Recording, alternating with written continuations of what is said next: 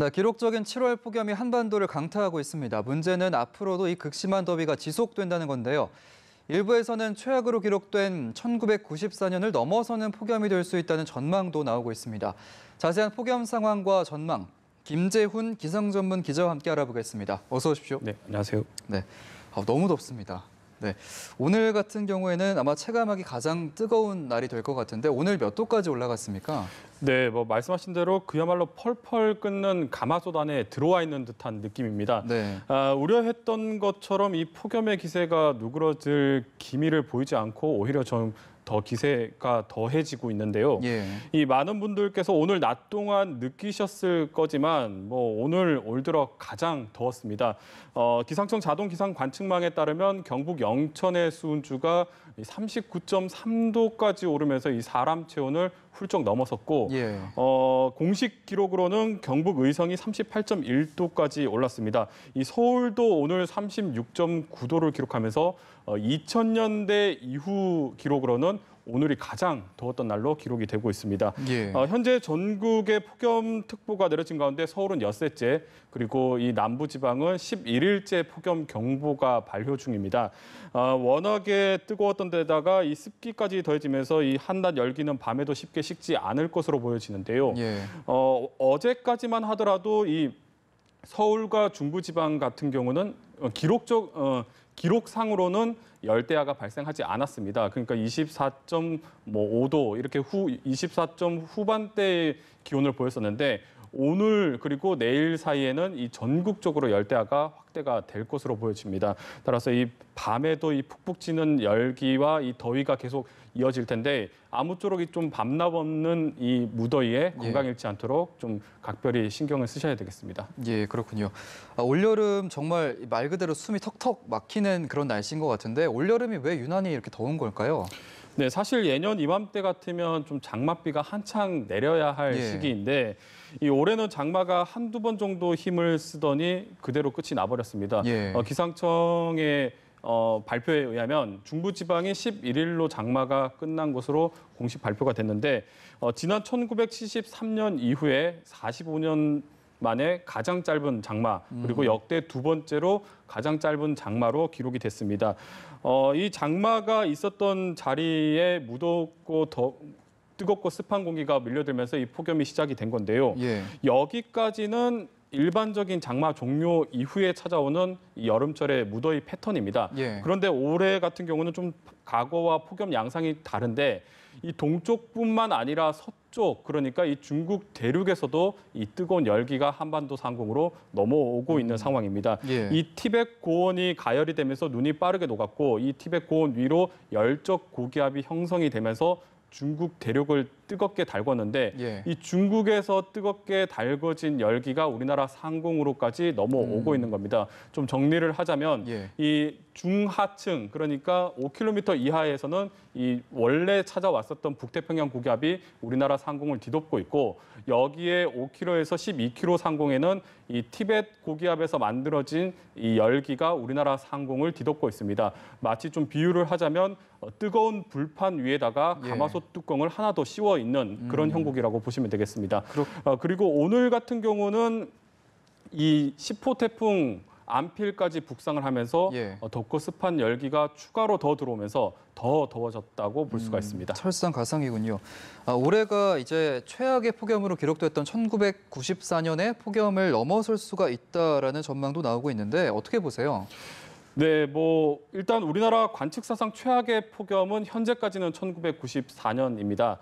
당시 여름 내내 이 전국의 평균 폭염 일수가 31.1일을 기록할 만큼 이 폭염이 정말 길게 이어졌던 해이고 특히 역대 최고 기온 기록값도 대부분 이 1994년에 세워졌습니다. 그만큼 폭염이 길고 강했었는데 이 폭염의 강도적인 측면을 봤을 때는 아직은 올해가 1994년에는 미치지가 못합니다. 그런데 좀 앞으로가 좀 문제가 될 것 같은데요. 일단은 기후학적으로 봤을 때 이 한반도가 7월 말에서 8월 초가 가장 무더운 시기에 접어듭니다. 따라서 좀 산술적으로 계산을 했을 때는 이 폭염이 한 달을 넘어갈 수도 있기 때문에 94년에 버금가는 폭염이 될 수도 있다 이런 전망이 나오고 있고 최근의 기압 배치나 기류 흐름을 봤을 때도 이런 전망을 좀 뒷받침해주고 있습니다. 앞서 전해드렸듯이 이 티벳 고기압과 북태평양 고기압이 우리나라 상공에서 맞물려 있는데 이 구조가 상당히 견고합니다. 지금 10호 태풍 안필도 뭐 북상하다가 밀려나가면서 중국 남부를 향할 정도로 이 두 고기압의 세력이 워낙에 강하기 때문에 쉽게 이 폭염이 누그러지지는 않을 것으로 지금은 보여지고 있습니다. 또 하나 좀 눈여겨볼 만한 것이 최근 우리나라뿐만 아니라 이 일본과 북미 그리고 북유럽에서도 이 폭염의 몸살을 앓고 있습니다.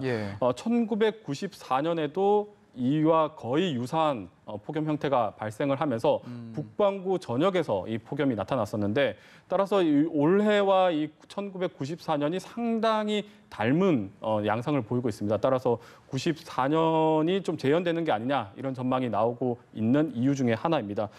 따라서 뭐 지금 최악의 폭염이 나타날 수가 있기 때문에 이 정부나 지자체에서는 좀 재난 수준의 폭염으로 인식을 하고 좀 적극적인 대응이 필요한 시점입니다. 예, 말씀해 주셨던 고기압 세력이 물러가야 좀 나아질 것 같은데 더위는 언제까지 계속될까요?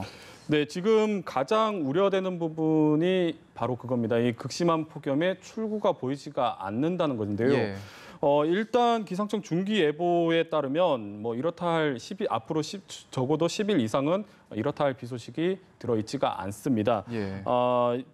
낮 동안 열기가 쌓여 있고 이 밤에도 이 열기가 충분히 식지 않고 있기 때문에 다음 날 아침 기온이 높기 시작하고 그 다음 날은 또 열기가 더해지면서 또 기온이 올라가고 그 다음 날은 또 아침 기온이 높게 시작하는 이른바 뭐 계단식 기온 상승이 계속해서 이어지고 있습니다. 따라서 좀 더위가 누그러지기보다는 좀 앞으로 더 더워질 것이다. 뭐 이렇게 좀 전망을 할 수가 있을 것 같고 특히 상공으로 이 찬 공기가 좀 흘러 들어와야 비구름이라도 좀 발달을 할 수가 있는 환경이 만들어지는데 지금의 이 구조는 이 상공까지 뜨거운 열기가 가득 차 있기 때문에 소나기 구름조차 좀 발달하기가 힘든 환경입니다. 따라서 좀 더위가 앞으로 계속 지속될 가능성이 크다. 뭐 이렇게 좀 얘기를 드릴 수가 있습니다. 그나마 좀 가능성은 희박하지만 좀 그래도 희망적인 얘기를 좀 전해드리자면 대륙 열적 고기압 같은 경우는 이 8월 중순이 지나면 좀 대륙이 식어가기 때문에 세력이 좀 약화될 수가 있습니다. 따라서 이 상공에 덮여 있는 열기가 좀 물러날 가능성이 있고 그렇게 되면 이 상하층으로 구조적으로 맞물려 있는 이 구조적인 결합도 좀 약해질 수가 있는데 이 좀 뭐 예상보다 좀 더 빨리 이 결합이 약해져서 좀 찬 공기가 좀 들어오고 폭염이 누그러졌으면 하는 바람입니다. 최대 8월 중순까지는 좀 버텨봐야겠군요. 폭염에 지금 온열 질환자도 급증하고 있잖아요. 좀 방지하는 방법 뭐가 있을까요? 네, 뭐 폭염이라고 하면 일단 매년 찾아오는 뭐 연례 행사로 이렇게 쉽게 생각하시는 분들이 많으신데 사실 이 폭염이 정말 무서운 건데 기상재해 중에서도 가장 인명피해를 많이 발생한 것이 태풍도 아니고 집중호우도 아닙니다. 이 바로 폭염으로 인한 이 사망자가 가장 많이 발생을 합니다. 그만큼 이 폭염이 무섭습니다. 실제로 지난 2003년 같은 경우에도 유럽에서 이 폭염으로 인한 사망자가 3만여 명에 달할 정도로 아주 피해가 컸었고 우리나라 같은 경우도 지난 1994년에 약 3천여 명이 조기에 사망, 그러니까 원래 수명을 채우지 못하고 이 폭염으로 사망을 한 사례가 있습니다. 그만큼 폭염이 좀 많은 영향을 주기 때문에 대비가 철저하게 필요하겠고 아무래도 이 폭염 사망자가 대부분 오후 시간대에 발생을 하게 됩니다. 따라서 이 폭염 피해를 줄이기 위해서는 가장 뜨거운 이 정오에서 또 6시 사이에는 되도록이면 외출을 하지 않는 게 좋겠고 당연히 무리한 바깥 활동은 하지 말아야 되겠습니다. 또 실내에서도 이 통풍이 잘 되는 옷을 입고 또 목이 마르지 않더라도 충분히 물을 섭취를 해야 탈수, 탈진 같은 현상을 막을 수가 있습니다. 만약에 부득이하게 폭염 속에서 야외 작업을 할 경우에는 이 충분하게 휴식을 취하는 게 가장 중요하겠고 또 통풍이 잘 되는 옷을 입고 대비를 할 필요가 있겠습니다. 알겠습니다. 자세한 폭염 상황과 전망을 김재훈 기상전문 기자와 함께 알아봤습니다. 고맙습니다.